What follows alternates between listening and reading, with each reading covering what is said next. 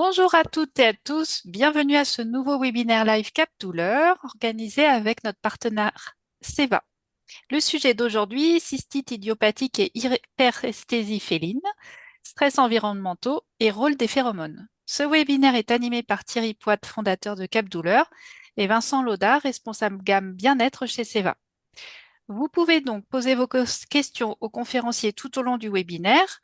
Pour cela, je vous invite à les écrire dans la section questions-réponses et de garder le chat plus pour les échanges informels. Les conférenciers y prendront connaissance en fin de présentation pour y répondre. Pour ceux qui ne pourront pas rester jusqu'à la fin, pas d'inquiétude, le replay sera disponible dans les 24 à 48 heures. Vous recevrez un mail avec le lien pour y accéder. Il sera accessible pendant 15 jours. Et pour ceux qui sont adhérents Cap Douleur, comme vous le savez, vous le retrouverez en illimité avec la présentation en format PDF sur Cap Douleur série, sur capdouleur.fr. Il est temps pour moi de vous laisser à vos conférenciers. Je vous souhaite un bon webinaire. Merci Lydie. Donc je suis ravi de faire cette présentation avec Vincent et nous avons choisi d'adopter le plan suivant. Je vais vous donner quelques actualités sur la cystite idiopathique féline et l'hyperesthésie et insister sur les liens avec l'environnement. Vincent nous parlera des phéromones et leur implication pour lutter contre les stress environnementaux et nous répondrons à vos questions dans la dernière partie. Alors, on incrimine de plus en plus le rôle de l'environnement dans le développement d'un certain nombre de maladies félines, avec des degrés d'implication plus ou moins forts. Concernant la cystite idiopathique, clairement, l'environnement joue un facteur clé dans la physiopathologie, puisque la cystite idiopathique, c'est une maladie systémique atteignant le système nerveux central, l'axe hypothalamo-hypophyso-surrénalien, le bas appareil urinaire, en relation avec une dysrégulation de la réponse au stress. Et on a des articles dont je vais vous parler par la suite qui nous montrent que ce qu'on appelle le MEMO, c'est-à-dire les multimodal environnemental modification, c'est-à-dire tous les aménagements de l'environnement, eh bien, peuvent, dans un certain nombre de cas, être suffisants. Concernant l'hyperesthésie féline, il faut plutôt parler de modulateurs de seuil de déclenchement. On verra que l'hyperesthésie féline, c'est plus un syndrome assez hétérogène avec une vulnérabilité préalable, génétique, neurologique, dermatologique et comportementale. Il faut envisager l'environnement comme effectivement donc un facteur de déclenchement. Et là, dans ce cas de figure, eh bien, il faudra absolument compléter ces mesures d'aménagement de l'environnement avec une approche interdisciplinaire. Juste pour mémoire, il y a d'autres affections qu'on rencontre pratiquement tous les jours, l'arthrose féline, où là, l'environnement joue un facteur extrinsèque aggravant où là, il faudra bien sûr, au-delà de l'aménagement de l'environnement, proposer un projet thérapeutique non seulement interdisciplinaire, mais également individualisé. L'environnement, clairement, pour la cystite idiopathique féline, est un facteur de risque et donc une cible thérapeutique. On le sait déjà depuis quelques années grâce aux travaux de Buffington, mais des papiers récents, 2024, 2022 et plus récemment 2025, insistent sur ce rôle extrêmement important et ça guide d'ailleurs les recommandations de l'ISFM sur la prise en charge des maladies du bas appareil urinaire. Clairement, on va être confronté à un environnement pauvre en contrôle et riche en sources de menaces. Donc, un confinement strict en intérieur est un facteur de risque majeur.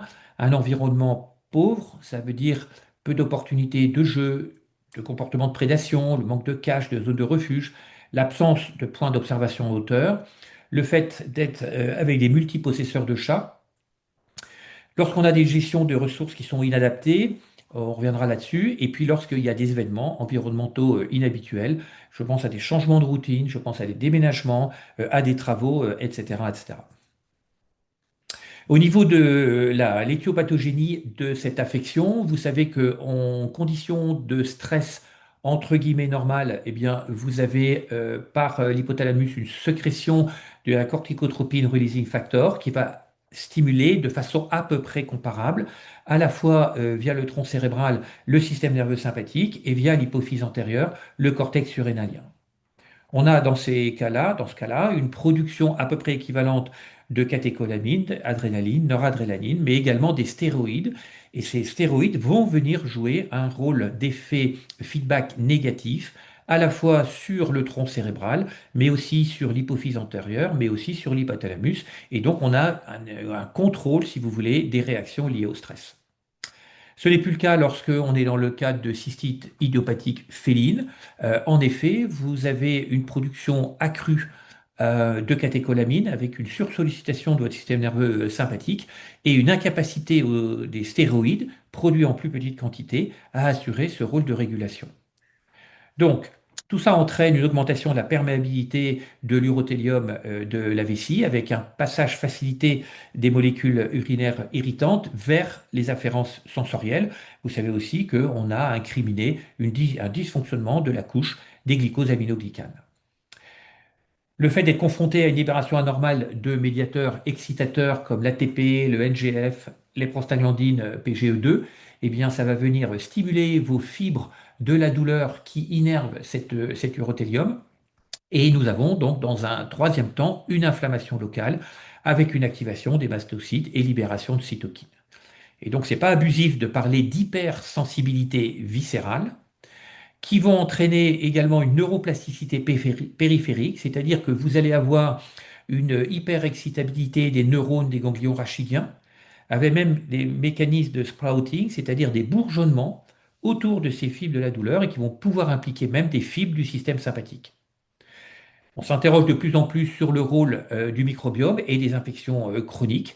Tous ces mécanismes physiopathologiques, en tout cas, concourent à une sensibilisation centrale avec une vraie euh, évolution délétère de votre matrice douloureuse et avec un cercle vicieux qui fait que votre dysrégulation du stress et de l'axe hypothalamo-hypophyso-surrénalien antérieur eh bien, s'aggrave au cours de la maladie. Dans les années 2006, Buffington avait déjà mis en avant donc ce problème, cette implication d'un excès de stress. Et c'est peut-être le premier qui a autant insisté sur l'idée d'aménager l'environnement. Et ce papier, donc, qui date de 2006, a montré que juste en aménageant l'environnement, eh vous pouviez avoir une réduction significative à la fois de la fréquence, mais aussi de la sévérité et des rechutes de ces signes urinaires, du signe du bas appareil urinaire sans traitement vésical spécifique. Donc c'est extrêmement important de comprendre que la réaction inflammatoire de la paroi vésicale, elle est secondaire. Elle va se traduire par un œdème sous-muqueux, une vasodilatation, une infiltration des mastocytes, on en a déjà parlé. Et c'est ça qui va être à l'origine de signes cliniques qui sont très évocateurs donc, de la cystite idiopathique féline, dysurie, polacurie, strangurie, hématurie et périurie. Le stress augmente et donc là, vous avez un deuxième cercle vicieux qui s'installe. Votre animal rentre dans une douleur chronique et vous savez qu'il y a ce cercle vicieux parce que vous avez des troubles émotionnels qui vont pouvoir venir aggraver la composante clinique. Je pense à l'anxiété, à l'irritabilité et aux troubles du sommeil notamment. Alors, ce qui est intéressant, c'est qu'on est clairement là dans le cadre des douleurs nociplastiques. Je vous rappelle ce que c'est. Au-delà des douleurs inflammatoires par excès de nociception, au-delà des douleurs neuropathiques qui atteignent le système somatosensoriel, eh bien, ces douleurs nociplastiques, bien définies depuis 2017, correspondent à une altération de la nociception par une altération de la nociception par une perturbation du système modulateur, et ce qui est important, sans preuve de lésion tissulaire ou de maladie du système somatosensoriel.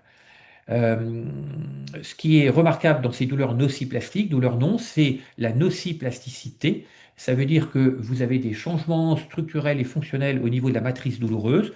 Ce que vous voyez à l'écran ici, c'est une IRM d'un patient douloureux humain.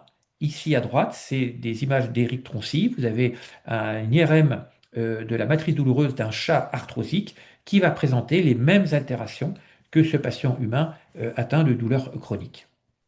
Donc, quand vous avez des douleurs nociplastiques, vous allez avoir une grande vulnérabilité à la douleur, de l'hyperalgésie, de l'allodynie, et puis une forte comorbidité émotionnelle. Alors, c'est très bien connu chez l'homme.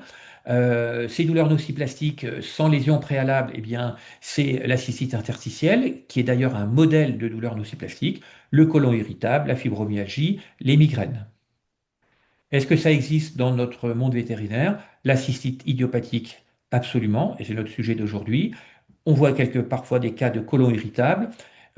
Probablement qu'il existe des cas de fibromyalgie et qu'on n'est pas capable de les diagnostiquer. Et il existe, même si c'est de façon très rare, des cas de migraine qui ont été décrits chez le chien. Juste pour information, n'oubliez pas, parce que parfois il y a un peu de confusion dans ces termes, lorsque vous êtes confronté à des douleurs inflammatoires qui perdurent, des douleurs neuropathiques qui sont difficiles à traiter, eh bien elles peuvent se doubler d'une composante nociplastique avec ces chiens qui ne supportent plus rien ou avec ces chiens qui sont hyperalgiques, allodiniques et avec des troubles émotionnels importants.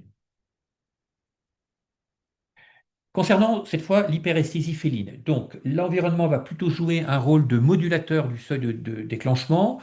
Donc on parle plutôt d'un ensemble de symptômes et de signes cliniques qui littéralement et étymologiquement courent ensemble. On a une augmentation de la sensation douloureuse, une sensibilité excessive à toute stimulation sensorielle, la plupart douloureuse, mais ça peut être aussi des stimulations tactiles, donc non nociceptives au départ. Il y a une vulnérabilité préalable, je pense à toutes ces races orientales, birman, siamois, persan, abyssin. Mais ce que vous voyez ici en bas à droite, c'est aussi des chats de toutes races différentes, des Européens, que j'ai reçus en consultation douleur pour des syndromes d'hyperesthésie féline persistant. Ce qui est très important, c'est d'avoir une approche décloisonnée. C'est à la fois un problème dermatologique, mais c'est aussi un problème neurologique, mais c'est aussi un problème comportemental et assurément un problème d'algologie. Et l'erreur qu'on peut faire, c'est d'avoir des spécialistes dans ces disciplines qui donnent leur avis, encore une fois, de façon cloisonnée, sans qu'il y ait de l'interdisciplinarité. Et c'est pour ça que je me suis permis ici, dans cet article, d'apporter une petite touche correctrice. Je pense qu'il vaut mieux parler d'interdisciplinarité, où le généraliste fait communiquer les différents spécialistes entre eux, plutôt que d'avoir une approche multidisciplinaire, où chacun donne son avis sans que finalement il y ait une synthèse de tous ces conseils. Alors clairement, je me permets d'insister parce que j'ai été confronté parfois à des cas d'hyperesthésie féline avec des propriétaires auxquels on avait dit qu'il n'y avait aucune douleur. Bon, c'est évidemment, il y a une douleur intense, très souvent d'origine également neuropathique. Regardez ces automutilations, regardez ce chat en bas à droite qui s'automutile. En 10 minutes, la table de la cuisine va être recouverte par des griffes qui vont être arrachées. Ça peut être un peu plus subtil, d'alopécie extensive féline. Et puis ici, vous avez vu, vous pouvez avoir aussi des contractions musculaires, c'est le fameux rolling skin syndrome, qui entraîne des douleurs musculaires. Alors, ce que je vous propose pour faire le lien avec l'environnement, c'est juste vous rappeler les projets thérapeutiques. Donc, on parlera en concordance avec ce que va dire Vincent des modifications de l'environnement. Je vous rappelle juste que pour l'hyperesthésie féline, il faut avoir une approche nutritionnelle avec des aliments hypoallergéniques et une supplémentation en EPA-DHA à la dose minimale de 70 à 100 mg kg jour. Il va falloir avoir une approche en prescrivant des antiépileptiques. À l'écran, vous voyez la pyramide d'efficacité et la pyramide hiérarchique de sécurité. Un bon compromis peut être le lévétiracétam. Je sais que nos amis neurologues privilégient en première intention le phénobarbital. Moi, pour ma part, dans le cadre des hyperesthésies félines, j'ai eu plus de résultats avec le lévétiracétam qui a l'avantage d'avoir également une action neuroprotectrice et que vous utiliserez à la dose de 30 mg 2 fois par jour ou 10-20 mg 3 fois par jour. Enfin, le traitement algologique est une priorité absolue. Il faut donner de la gabapentine, des gabapentinoïdes. Vous savez que les gabapentinoïdes, ça n'a rien à voir au niveau pharmacodynamie avec les benzodiazépines. Donc, vous n'êtes pas dans une hyperpolarisation de votre conduction, de votre transmission synaptique. Vous êtes dans une inhibition des canaux calciques et donc une diminution très nette de vos neurotransmetteurs excitateurs. Vous avez le choix entre deux molécules, la gabapentine que vous utiliserez sous forme de titration à la dose de 5 mg kg 2 fois par jour. Vous savez tous qu'il y a également des propriétés orexigènes, voire anxiolytiques. Et il est plutôt conseillé, lorsqu'on a une insuffisance rénale, de réduire un petit peu les doses de façon empirique de 10 à 20%, compte tenu d'une élimination qui est strictement rénale. La prégabaline est extrêmement intéressante parce que la titration est plus facile, ça se présente sous forme de sirop. Il y a une absorption linéaire, vous n'avez pas d'effet plateau et on peut même espérer une meilleure biodisponibilité et une meilleure fixation sur ces canaux calciques.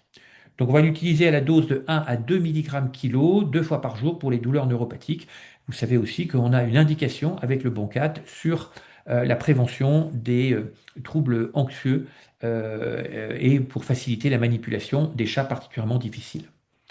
On manque peut-être de preuves scientifiques, mais assurément, la gabapentine et la prégabaline nous rendent énormément de services. Ici, vous voyez ce léchage au niveau des faces médiales sur un chat qui avait une hyperostose. Ici, ça peut être très évocateur de paresthésie et de diesthésie et qui ont disparu complètement avec une prescription de gabapentinoïdes.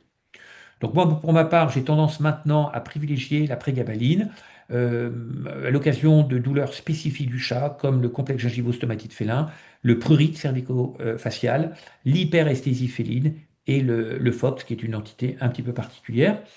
Deux points de vigilance. Euh, on est obligé théoriquement de respecter la cascade et donc de prescrire cette présentation-là de Boncat. Et faites attention, il y a un risque de détournement puisque malheureusement la prégabaline est devenue la drogue du pauvre avec des détournements. Prégabaline et tramadol sont les deux médicaments pratiquement les plus détournés de leur usage antalgique. En cas d'échec, vous pourrez vous tourner vers des psychotropes. Vous savez que les psychotropes ont une action antalgique déconnectée de l'effet sur l'humeur, en tout cas pour les antidépresseurs tricycliques, comme par exemple la clomipramine ou la venlafaxine.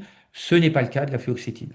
Donc la fluoxétine va être intéressante pour limiter les états agressifs et diminuer l'impulsivité, augmenter les autocontrôles, mais elle est dénuée de toute action antalgique en humaine et ça serait donc très surprenant que ça soit le cas en médecine vétérinaire. Alors ensuite, il y a ce projet thérapeutique qui doit tourner autour des modifications, de l'aménagement de l'environnement. Et ces aménagements de l'environnement, à quelques petites nuances près, vont être particulièrement pertinentes à la fois pour la cystite idiopathique féline, mais également pour l'hyperesthésie féline. Donc, on s'appuie classiquement sur 5 piliers recommandés par l'ISFM. Vous avez un premier pilier où il s'agit de sécuriser le chat dans son habitat. Il faut aménager les ressources essentielles, séparer les unes des autres. Il faut permettre le jeu et l'expression de la prédation. Le quatrième pilier, c'est assurer des interactions humaines et animales positives et prévisibles. Et enfin, respecter le monde sensoriel du chat et notamment le monde olfactif. Je vous redis que pour la cystite idiopathique féline, souvent ces mémos seront suffisantes. Ça ne sera pas suffisant pour d'autres affections comme l'hyperesthésie féline, où il faudra vraiment faire jouer à fond la carte de l'interdisciplinarité. Alors en pratique, avec quelques exemples, qu'est-ce qu'on peut faire pour sécuriser le chat dans son habitat? Ici, vous voyez, on a une petite chatte qui s'appelait Mamina, qui avait une hyperesthésie féline. Voilà, on a rajouté un panier refuge. C'est la propriétaire qui a trouvé que c'était bien de lui mettre ici un petit voile. Et vous voyez ici le chat qui régulièrement donc y allait. Cette notion de sécurité de l'environnement est assez importante. De la même façon, lorsque vous voyez ces chats en consultation, eh bien, pensez, au-delà de la gabapentine, de la prégabaline, eh bien, de faire de l'habituation, des paniers de transport. On a maintenant à notre disposition des moyens de transport des cages qui ont été, des paniers plutôt, qui ont été très très bien étudiés avec des ouvertures sur le dessus. Enfin, donner des conseils sur le fait que, évidemment, ce panier ne doit pas servir uniquement à venir chez nous en clinique vétérinaire. Pour communiquer autour de l'ergothérapie, il faut expliquer qu'on est clairement dans une stratégie d'adaptation, c'est-à-dire du coping de l'anglais to cop, qui veut dire faire avec.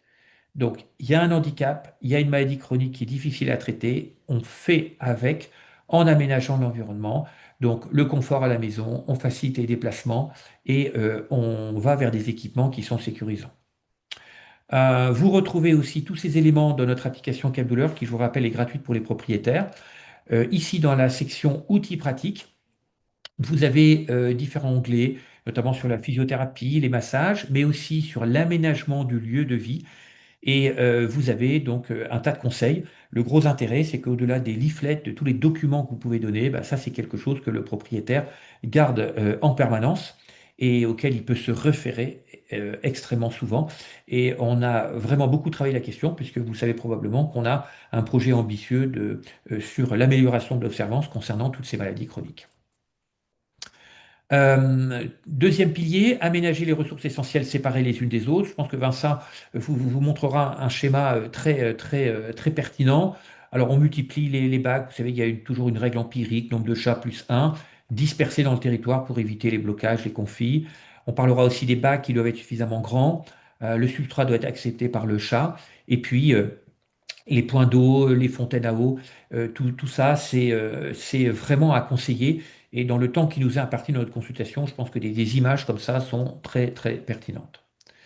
Là encore, un exemple d'un autre chat qui avait une hyperesthésie féline, qui s'appelait Thanos. C'est un chat, alors il est toujours avec nous, c'est compliqué, on a vraiment réussi à avoir des résultats, mais il faut rester vigilant. Et donc, vous voyez ici, grâce à une visio-consultation qu'on a fait, eh bien, on s'est intéressé aux conditions de l'environnement, à la cohabitation avec les autres chats et à l'idée d'aménager l'environnement pour que les ressources de ces différents chats soient bien séparées. Attention, pensez à la multimorbidité chez le chat qui est extrêmement fréquente. Et donc, lorsque vous allez être confronté, en plus de soucis différents, à de l'arthrose, eh bien, pensez que vous devez aménager l'environnement. Donc, les griffoirs, les mettre au sol, les bacs évasés, sans chapeau, et puis les arbres à chat qui sont extrêmement importants pour la position en hauteur, cette vision 3D. Eh bien là, il existe des arbres à chat pour des chats seniors avec des tapis antidérapants, avec des marches beaucoup plus progressives, ce qui va dans l'idée de sécuriser l'environnement du chat. Le troisième pilier, c'est permettre le jeu et l'expression de la prédation. Même comme vous le voyez ici à droite, sur ce chat qui a d'énormes problèmes d'arthrose, qui est plantigrade, eh bien, il peut malgré tout avoir des comportements de prédation. Mener également aussi une réflexion auprès des propriétaires sur les chatières, dans quelle mesure celles-ci sont facilement accessibles. Concernant le jeu, attention, expliquez bien aux propriétaires que ces pointeurs de laser peuvent être extrêmement délétères. Parce que en matière de comportement, c'est important, comme vous voyez à gauche, que le chat ait à un moment une capture effective du jouet, de la friandise ou de la proie. Parce que sinon, vous pouvez être à l'origine d'une frustration anxiogène. Alors, d'autant plus que parfois les propriétaires s'amusent de l'excitation du chat. Vous imaginez, comme regardez comme ici, vous imaginez bien que dans le cas d'une hyperesthésie féline, c'est particulièrement contre-indiqué. Assurer des interactions humaines et animales positives et prévisibles. Euh, regardez, on retrouve le même chat, la galac, plantigrade. Eh bien, ça, quand vous voyez le fait qu'il y ait cette complicité, bon, assurément, on n'a pas un animal qui est en souffrance parce qu'il supporterait absolument pas ça. Bon, voilà. Donc, il y a tout un travail à faire pour expliquer aux propriétaires comment favoriser ces interactions humaines et animales. Enfin, notre dernier pilier, c'est respecter le monde sensoriel du chat, notamment olfactif. Vous savez que la sécurité du chat est assurée par un paysage d'odeurs familières avec le marquage facial, les griffales, euh, toutes ces phéromones faciales interdigitales et au niveau du sillon ventral sur lesquels Vincent va revenir dans un instant. On évite de nettoyer systématiquement les zones de ces frottements, parce que vous faites disparaître ces phéromones. Et puis, il faut faire également très attention à ne pas exposer nos chats à des odeurs menaçantes ou trop intenses. Je pense aux produits ménagers à base de chlore, les litières parfumées et nombre d'huiles essentielles euh, ne sont pas acceptées et tolérées par le chat. Donc tout ça, il faut le préciser aux propriétaires. Donc, avant de laisser la parole à Vincent, bah, clairement, les substituts des phéromones naturels, donc tout le travail de Seva depuis de longues années sur les analogues de phéromones faciales, type F3, les phéromones apaisantes, type CAP, les associations récentes synergiques de phéromones, ça va dans le bon sens. Et je vais céder la parole à Vincent pour qui nous donne sa vision et la vision globale de Seva sur ces phéromones. Mon cher Vincent, c'est à toi. Merci beaucoup Thierry. Bonjour à tous. En effet, effectivement, 58% des chats montrent des signes de stress. Ce chiffre peut significativement monter lors d'une consultation vétérinaire et ça peut même monter à 100% si on allume un aspirateur. Alors pourquoi il y a autant de stress? Parce qu'en fait les besoins naturels de l'espèce féline ne sont pas vraiment compatibles avec nos modes de vie actuels. Un chat requiert un accès à l'extérieur. Or, vous rencontrez quotidiennement des chats qui vivent en appartement ou qui ne peuvent pas sortir. Un chat aime un libre accès aux ressources, mais doit malheureusement faire avec d'autres animaux vivant dans le logement. Un chat apprécie par-dessus tout le calme et la routine, mais on ose tous parfois mettre de la musique, inviter des amis. Et puis enfin, un chat, il a besoin d'un environnement qui est stable. Et malheureusement pour lui, on voyage régulièrement, on déménage, on part en week-end, etc. Tout ça cause du stress. Alors, pour réduire au maximum ce stress, plusieurs conseils d'enrichissement du milieu sont utiles. Un environnement riche et stimulant avec plein de jouets, plein de cachettes. Un accès à une fenêtre, surtout pour les chats qui ne peuvent pas aller à l'extérieur. Vraiment, la fenêtre, hein, c'est notre télé ou notre téléphone mobile. C'est là où le chat va voir les petits oiseaux passer, etc. Et puis bien penser en 3D, mais on y reviendra, dans l'organisation de la maison. Le deuxième point, c'est vraiment des ressources variées. Un couchage confortable, un arbre à chat, un griffoir. Il faut vraiment que le chat puisse exprimer ses besoins de chat. Et puis toujours prévoir toutes ces ressources à multiplier par le nombre de chats plus 1. Vraiment la règle des n plus 1. Si j'ai 3 chats, j'ai 4 litières et 4 gamelles d'eau et 4 gamelles de nourriture. Alors justement, quel emplacement pour toutes ces ressources? Quelques conseils à avoir en tête et surtout à transmettre aux propriétaires. La gamelle toujours pleine. Alors ça, c'est, on va dire, le cas idéal, mais un chat qui est pas stressé est un chat qui se régule sur le plan alimentaire. Une gamelle d'eau, pas au même endroit que la nourriture. Ça, dans la nature, en fait, le chat ne mange pas à l'endroit où il boit. Un grattoir plutôt vertical, sauf effectivement en cas d'arthrose, comme vous l'a dit Thierry. Un arbre à chat ou une chaise proche d'une fenêtre, surtout si, je vous le disais, le chat n'a pas accès à l'extérieur. Une litière bien propre, bien entretenue, mais surtout, donc je vous le disais, nombreuse avec la règle des N plus 1 et assez grande, au minimum 1,5 fois la taille du chat. Des paniers, des jouets et si besoin, effectivement, un diffuseur de phéromones dans la pièce où il passe le plus de temps. Alors, pour l'environnement, nous, en tant qu'humains, on pense en 2D. Quand on réfléchit à l'emplacement des meubles, je vais mettre mon canapé ici, le frigidaire ici. Un chat, lui, va penser plutôt en 3D, donc en 2D comme nous, mais aussi en termes de la troisième dimension étant la hauteur. Et donc, vous voyez sur ces photos, tout type d'installation de ce type peut grandement améliorer le bien-être du chat. Et encore une fois, d'autant plus quand le chat n'a pas accès à l'extérieur. Et quand vous souhaitez améliorer un environnement félin, pensez aux différents sens du chat. Alors, on n'a pas mis le goût parce que là, c'est plutôt lié à la nourriture, mais pensez des jouets avec qui ont un odorat. Pensez l'ouïe, la vision, pensez le toucher avec bah, encore une fois, comme vous le voyez sur la première image, il y a différents touchés. Il y a pas forcément, visuellement, il y a plusieurs choses, etc. Donc ça, c'est le type idéal en tout cas de construction. Bien entendu, pensez aussi au caractère du chat. On stimule quotidiennement un chat qui est actif, voire très actif. Et à l'inverse, on va accorder des temps de câlin et de calme pour les chats qui sont plus timides. N'oubliez pas aussi que s'il y a plusieurs chats, prévoyez toujours une entrée et une sortie à chaque pièce pour que il n'y ait pas de blocage de la part de l'autre chat. Et enfin, la règle d'or, c'est de ne jamais punir un chat. Et ça, malheureusement, on l'entend quotidiennement de la part des propriétaires. Un chat ne se venge pas. Il ne fait pas des bêtises exprès pour nous embêter parce qu'on n'était pas là ce week-end et qu'on l'a laissé tout seul. Donc, ça sert strictement à rien de le punir. Ça va juste dégrader la relation humain-chat. Il faut juste euh, trouver en tout cas des mécaniques pour que ça ne se reproduise pas. Alors, comment communique un chat? Un chat, il va marquer son territoire grâce à des phéromones. Effectivement, à l'état sauvage, les phéromones permettent au chat de signaler sa présence, d'informer ses congénères en fait d'un potentiel danger, et puis aussi exprimer leur statut sexuel. Alors, ils font ça en déposant donc des phéromones qui sont uniquement perceptibles par les chats.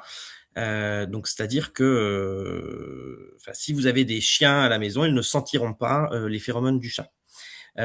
Ces phéromones, elles sont détectables sur un temps semi-long pour permettre au chat en fait d'éviter un contact direct avec un autre chat si c'est ce qu'il souhaite. Alors, comment ces phéromones fonctionnent? Donc, elles passent par des canaux qui sont situés derrière les dents de devant. Donc, c'est-à-dire que la phéromone n'est pas une odeur et ça ne passe pas par le nez du chat. Ça passe vraiment sous le palais, juste derrière les dents. Ces phéromones, donc, elles vont se lier aux récepteurs situés dans la zone entre le nez et la bouche, et c'est ce qu'on appelle l'organe voméronasal, qu'on peut aussi appeler organe de Jacobson. Ensuite, ça active en fait les récepteurs et les signaux des phéromones sont directement envoyés au cerveau. Et c'est là toute la beauté des phéromones, c'est qu'elles ne sont pas sujettes à interprétation de la part du chat. Il en résulte une modification de son état émotionnel. Alors, je suis d'accord avec vous, à différents niveaux ou latitudes en fonction des individus, mais ça induit forcément un comportement émotionnel chez lui. Alors, quel type de phéromones? Ben, 4 grandes, en tout cas zones où les phéromones sont émises de la part du chat. Dans la région faciale, tout d'abord, on a des phéromones de la F1 jusqu'à la F5, la plus connue étant la F3. La F3, c'est la phéromone quand le chat il frotte son visage contre votre jambe ou contre le canapé. C'est vraiment la phéromone de bien-être et de je suis chez moi, je suis en sécurité, tout va bien, j'ai possession de mon territoire. Il y a aussi des phéromones qui sont émises depuis les coussinets et les espaces interdigités. On a des phéromones dans la zone anale et périanale. Et puis enfin, on a des phéromones dans la zone du sillon intermammaire. C'est les phéromones d'apaisement, donc la fameuse CAP, Cat Appeasing Pheromone pour les anglophiles. Et c'est la phéromone que la maman émet quand elle allait ses petits. Alors, quand un chat est stressé, encore une fois, hein, le stress, ça peut être assez simple. Hein, ça peut être juste, on rentre, on change de travail et donc on rentre 2 heures plus tôt du travail. Ça casse la routine du chat et ça peut entraîner du stress. Et donc, quand un chat est stressé, en fait, il va arrêter d'émettre des phéromones d'apaisement et de bien-être. Donc, un cercle vicieux va se mettre en place puisque le chat va stresser, il ne va plus émettre de phéromones qui lui disaient jusque-là, je suis bien, je suis chez moi, je suis en sécurité. Donc, le chat va stresser encore plus. Avec Feliway, qui sont donc des analogues de phéromones, on prend le relais en diffusant donc des phéromones pour casser ce cercle vicieux. Et dans la gamme Feliway, il y a 3 sous-gammes principales. Classic et Friends, qui sont nos phéromones de première génération, et puis Optimum, qui sont les phéromones de nouvelle génération. Alors, la phéromone faciale, la F3, dont je vous parlais tout à l'heure, Elle est impliquée dans la reconnaissance territoriale, elle procure un effet apaisant et elle permet de reprendre possession des lieux. Elle est vraiment à conseiller quand le chat griffe les meubles, les pipis en dehors de la litière, ou alors un chat qui prend ses distances, qui se cache tout le temps, qui a régulièrement peur.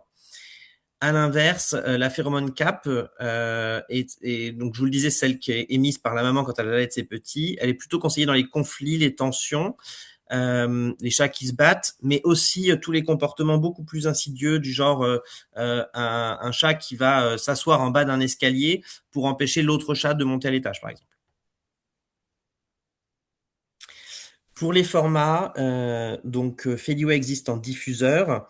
Alors, les conseils à bien relayer, parce qu'en fait, on a parfois des personnes qui sont déçues des phéromones, mais en fait, quand on leur pose la question, c'est souvent que elles n'ont pas appliqué les bons conseils et pas branché le diffuseur où il fallait, etc. Donc, les conseils vraiment à avoir en tête, c'est de placer le diffuseur bien droit, donc sur une prise électrique, bien entendu, le brancher dans la pièce où le chat passe le plus de temps. Le laisser brancher 24 heures sur 24, c'est très important.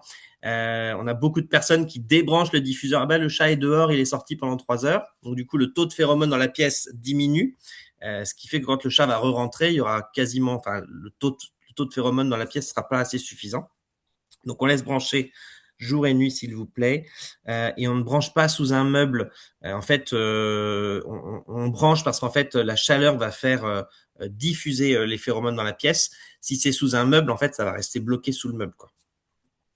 Feliway existe aussi en spray, utilisable donc à la maison, à mettre en fait sur les zones marquées. Donc en fait, si le chat griffe le canapé ou si le chat fait pipi en dehors de la litière, vous nettoyez et ensuite vous mettez du spray pour en fait remettre des phéromones d'apaisement à cet endroit-là.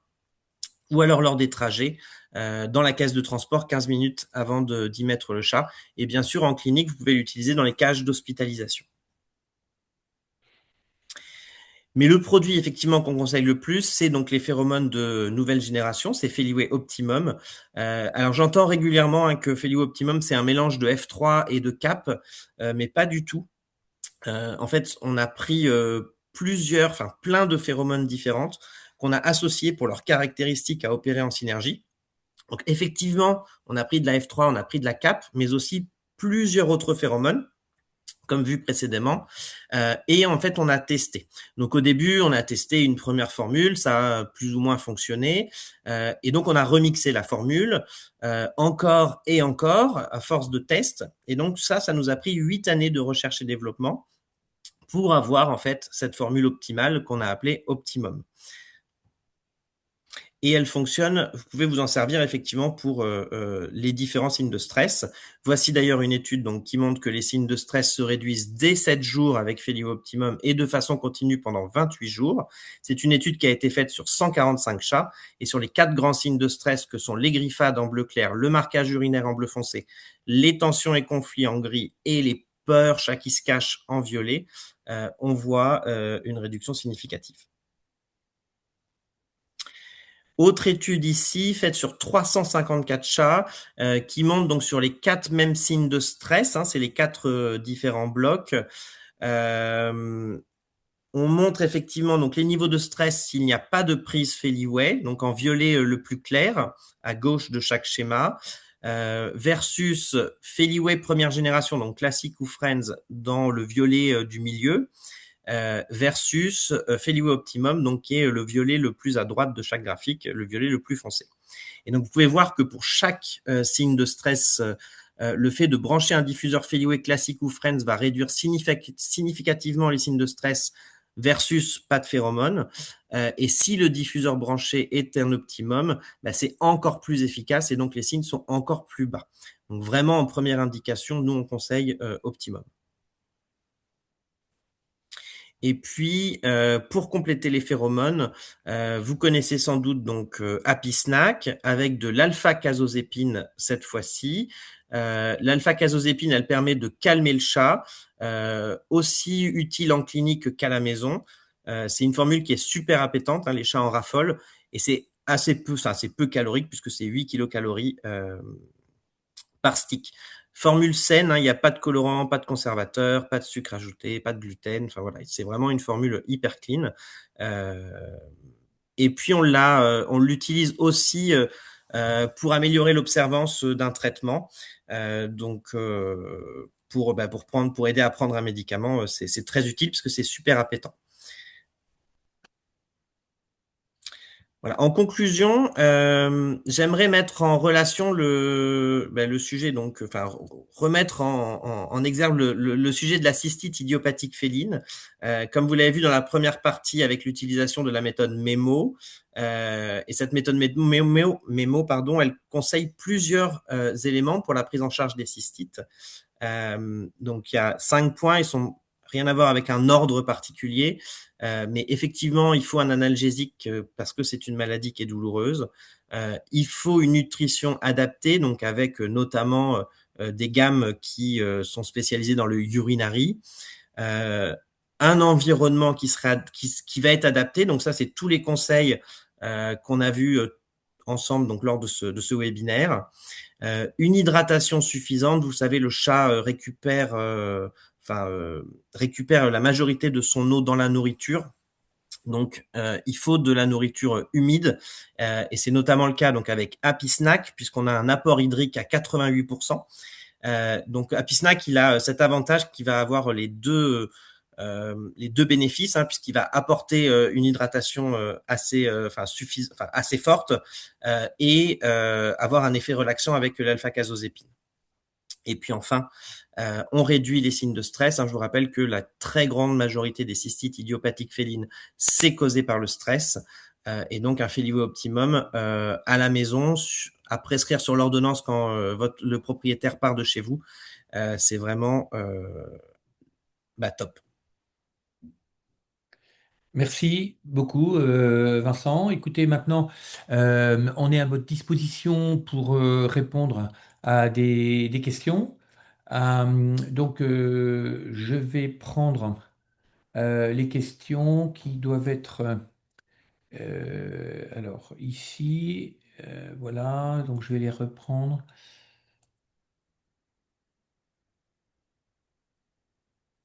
Alors, il y a une question dans le chat, c'était juste les consignes de Lydie. Et donc, ici, dans l'onglet plus, les questions et les réponses. Alors là, pour l'instant, on n'a qu'une question d'Anaïs.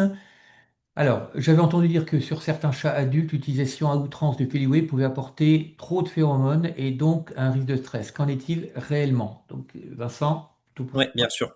Non, c'est pas possible d'avoir un surdosage en phéromones. En fait, les phéromones, c'est le langage naturel des chats. Donc, ils en émettent à longueur de journée pendant toute leur vie. Donc, c'est un peu comme enfin, non, c'est pas comme notre oxygène, mais enfin, il y a aucun risque, en tout cas, de surdosage des phéromones. En aucun cas, ça peut générer du stress. Au contraire, ça ne peut que les aider. Attention, par contre, il y a des phéromones sexuels, des phéromones d'apaisement, des phéromones d'agitation, d'agacement, etc. Nous, ce qu'on met dans les produits Feliway, c'est vraiment des phéromones d'apaisement qui vont venir améliorer le bien-être. Donc, vraiment aucun risque de surdosage. Aucun risque aussi, j'en profite pour les animaux de la maison. Donc, encore une fois, le chien ne peut pas le détecter. C'est pas dangereux pour les humains. On a des études aussi sur les femmes enceintes, les enfants. Donc, aucun danger sur la phéromone féline pour toute personne vivant dans la maison. une autre question de Marine. Est-ce que d'autres formes de diffusion sont envisagées, bâtonnées d'ambiance? Oui, alors vous avez sans doute vu passer sur le marché effectivement différents types de diffusion. En fait, pourquoi on s'embête, j'ai envie de dire, à faire brancher le diffuseur? C'est parce qu'en fait, la chaleur, c'est ce qui va faire monter en tout cas les molécules de phéromones dans l'air. Là, vous savez, entre les différentes molécules, il y en a qui sont plus lourdes que d'autres. Et la phéromone est une molécule qui est assez peu volatile finalement.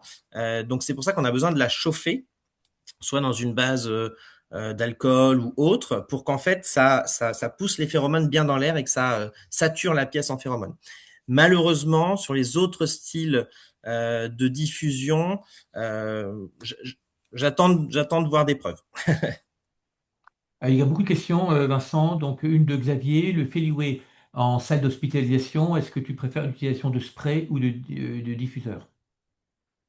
Bah, ça, c'est selon votre préférence. Le diffuseur, disons qu'il a l'avantage qu'il dure 30 jours. Donc, vous le branchez et vous êtes tranquille pendant 30 jours. Le spray, c'est à renouveler toutes les 4 à 5 heures. Donc, moi, idéalement, c'est un diffuseur dans la pièce.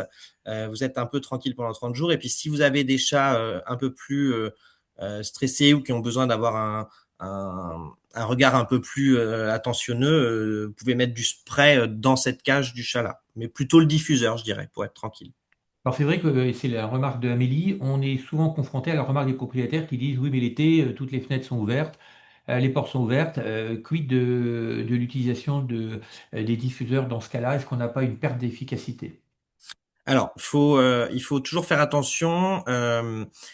C'est pas très grave si vous ouvrez la maison pour que la maison s'aère pendant 10 à 15 minutes. Effectivement, c'est pas la fin du monde. Par contre, effectivement, l'été où la baie vitrée est ouverte toute la journée, là, effectivement, on va avoir une baisse d'efficacité. Donc, ce que je vous conseille, c'est plutôt de trouver une pièce où le chat passe du temps et qui pourrait plutôt rester fermé. Donc, je sais pas, une chambre ou une salle de jeu ou une autre pièce où le chat passe du temps. Une question de Maria, encore toujours pour toi, Vincent. Combien de milligrammes de alpha-casozépine dans les Happy Snacks? Et est-ce qu'on peut doubler la dose? Alors oui, c'est 1 à 2 sticks par jour. Donc il y a 75 mg d'alpha-casozépine dans un stick de Happy Snack. C'est l'équivalent d'une célèbre marque de comprimés que vous connaissez tous. C'est le même équivalent. Euh, et effectivement, vous pouvez doubler notre posologie, c'est 1 à 2 sticks par jour. Alors, une question de Claudia, c'est gentil, c'est pour moi. Hyperesthésie sans mutilation, quel traitement en premier? C'est pas facile de répondre à cette question. C'est pas ce que tu as voulu dire, mais enfin, pour moi, il ne faut pas se précipiter sur les traitements sans avoir fait une évaluation. Donc, il faut faire une évaluation de la douleur au départ. Après, il faut vraiment cumuler l'approche dermatologique, neurologique, de comportement et enfin de douleur. Il faut une approche, un projet thérapeutique fondé donc sur l'aménagement de l'environnement. Un antiépileptique est parfois, enfin, est très souvent nécessaire. Donc, j'ai parlé tout à l'heure de lévétiracétam.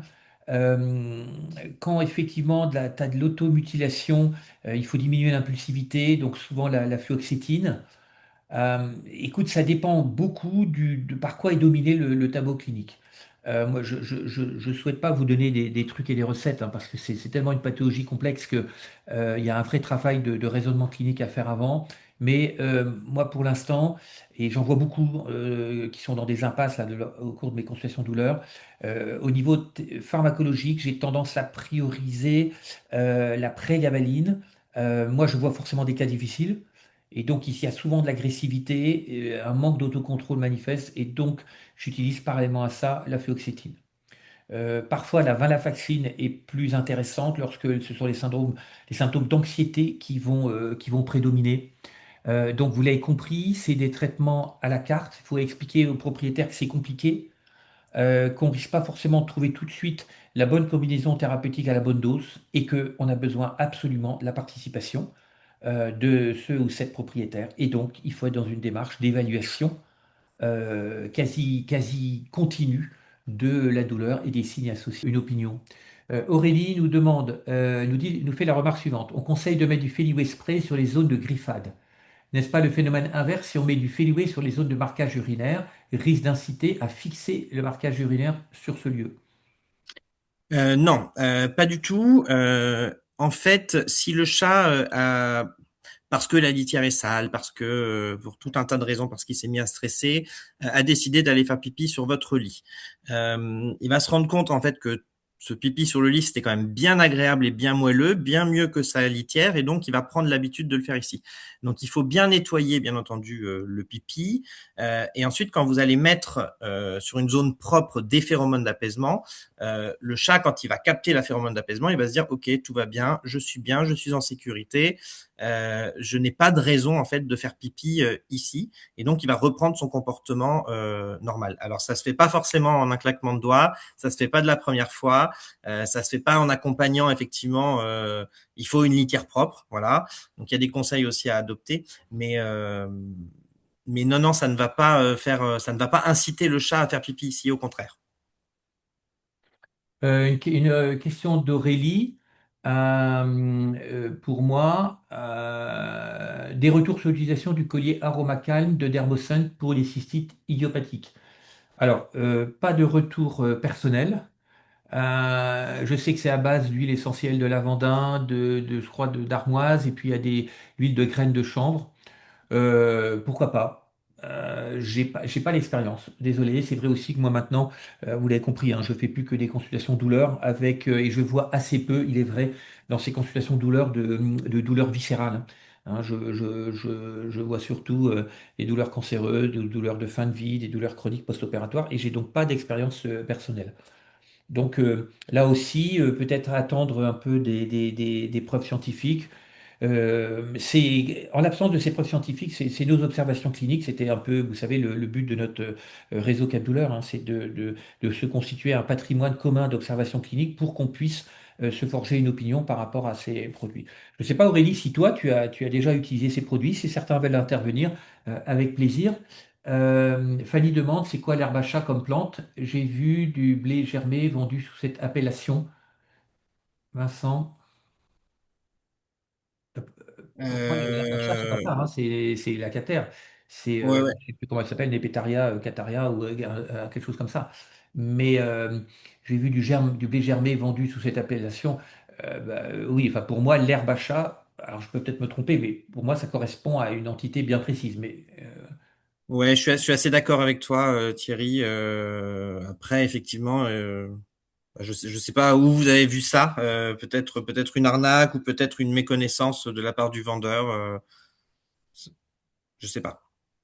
il y a une remarque de Maria par rapport à la prégabaline. Nous avons la cascade à suivre, on est tous d'accord. Mais comment faites-vous pour utiliser le Boncat pour un traitement chronique? Eh bien, Maria, c'est très simple, je ne fais pas. Je ne fais pas parce que tout simplement, c'est pas possible. C'est tout simplement pas possible pour des raisons de praticité et de coût. Donc voilà, je sais que le laboratoire qui commercialise ça est en train de réfléchir à une présentation plus adaptée à la prise en charge des douleurs chroniques. Après, écoute, je pense que tu as des arguments, hein, on est beaucoup dans ces sujets sur l'observance et sur le bien-être de nos animaux de compagnie. Euh, Si on prescrit du Boncat en traitement de longue durée, ça ne sera pas fait. Donc la cascade, effectivement, nous oblige à le prescrire. Après, tu as des arguments en face pour dire que ce n'est pas appliqué par le propriétaire en raison d'un coût au long cours qui peut être prohibitif et que toi, ta sensibilité de professionnel, eh bien, c'est de faire en sorte d'améliorer la qualité de vie et que donc tu sors de la cascade. En tout cas, moi, c'est l'attitude que j'aurais. C'est pas forcément un conseil que je vous donne à suivre, mais en face, j'ai des arguments. Bon, on est dans une zone grise. Mais enfin, je te signale aussi, on reste dans une zone grise par rapport à ce médicament, parce qu'en humaine, il faut des ordonnances sécurisées. En médecine vétérinaire, on ne nous oblige pas à faire des ordonnances sécurisées pour le bon 4. On a plein de zones grises. Pense au CBD, c'est pareil. Bon, donc c'est comme le tramadol, etc. Voilà, donc pour répondre à ta question, je ne respecte pas la cascade dans le cadre de prescription au long cours. Mais il ne faut pas faire comme moi. On est obligé de répondre comme ça. Peut-être une dernière question de Marine. Alors, c'est une information. Certaines personnes font une différence entre herbe à chat, soi-disant pour la digestion, graines germées comme le blé, et herbe au chat, Matabi, Cater. Donc là, Marine est une spécialiste en phyto. J'apprends plein de choses. Je ne savais pas. Merci, Marine, Merci, Marine. pour ces précisions. Merci. Voilà. Écoutez, en tout cas, merci. On a eu beaucoup de participation. Sandrine réintervient. Pour le collier aroma calme chez les chats, il faut le sortir de son sachet quelques heures avant, odeur assez forte.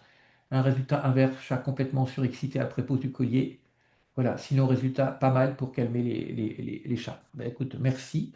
En tout cas, avec Vincent, on est ravis de toutes ces questions, parce que le problème du format des webinaires, c'est qu'il n'y a pas toujours beaucoup d'interactivité. Donc, vraiment merci pour toutes ces questions. Vous avez vu, je pense qu'on essaye toujours, depuis à peu près 2 ans maintenant, au niveau de nos webinaires Cap Douleur, de faire ces regards croisés. Donc, je remercie Séba et la participation de Vincent. Vous vous doutez qu'il y a toujours un travail pour, non pas qu'on dise toujours la même chose, mais qu'on s'accorde sur nos points communs, mais également aussi sur peut-être nos divergences. En tout cas, merci d'être fidèle au rendez-vous, ce qui nous conforte aussi dans l'idée de continuer à vous proposer des webinaires, parce que certains ont pu penser que c'était plus à la mode, que vous en aviez marre de ces rendez-vous. Écoutez, là, vous étiez presque une centaine aujourd'hui sur un sujet quand même qui n'est pas confidentiel, mais qui est quand même assez spécialisé, hein. C'est cystite idiopathique féline, c'est hyperesthésie féline. En tout cas, Vincent, tu t'associes avec moi, hein, bien sûr, pour remercier tous nos participants. Merci Lydie pour l'organisation de ce webinaire. Et puis, bah, écoutez, on vous dit à un prochain webinaire après la saison maintenant. Voilà, merci à tout le monde pour votre participation. Merci à tous. Au revoir. Au revoir.